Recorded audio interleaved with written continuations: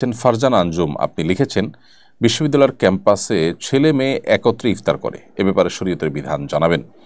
বোন ফারজানা আঞ্জুম, বিশ্ববিদ্যালয়ের ক্যাম্পাসে হোক কিংবা কোনো ক্যান্টিনে হোক বা অন্য কোনো সাধারণ জায়গায় হোক, ছেলে এবং মেয়ে, নারী এবং পুরুষ একত্রে বসে যদি ইফতার করেন, তারা যদি গায়রে মাহরাম হয়ে থাকেন, তাহলে সেটি একটি নাজায়েজ এবং গুনাহের কাজ।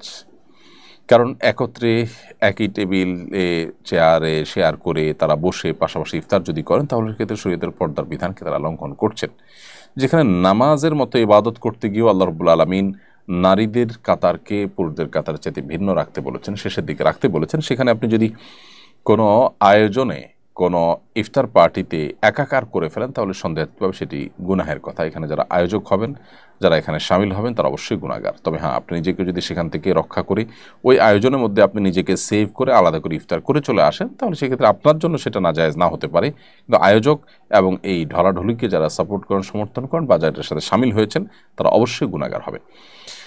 কেন শরিয়াত পর্দার এই বিধানের কথা বলে, কেন আল্লাহ রাব্বুল আলামিন এই নির্দেশ দিয়েছেন আমাদেরকে, সেটা আমরা হাড়ে হাড়ে টের পাচ্ছি আমাদের সমাজে নানা অস্থিরতার যে সংবাদ আছে সেগুলোর মধ্য দিয়ে।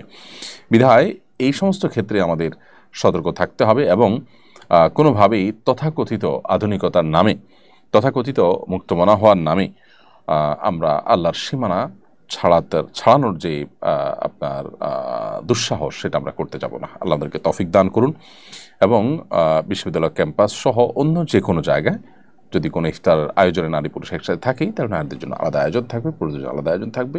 প্রয়োজনে তারা ভিন্ন কোনো হলরুমে থাকবেন, পুরুষ আরেকটা হলরুমে থাকবেন বা পার্টিশন থাকবে। যে কোনোভাবে পর্দা বিষয়টাকে নিশ্চিত করতে হবে। আর না হলে করছেন ইফতারের আয়োজন, একটা ইবাদত, কিন্তু সেই ইবাদতটা যদি আপনি মন মতো করেন, আল্লাহর বিধানকে লঙ্ঘন করে করেন, তাহলে সেই ইবাদত হবে না, সেটা বরং গুনাহে পর্যবসিত হতে পারে।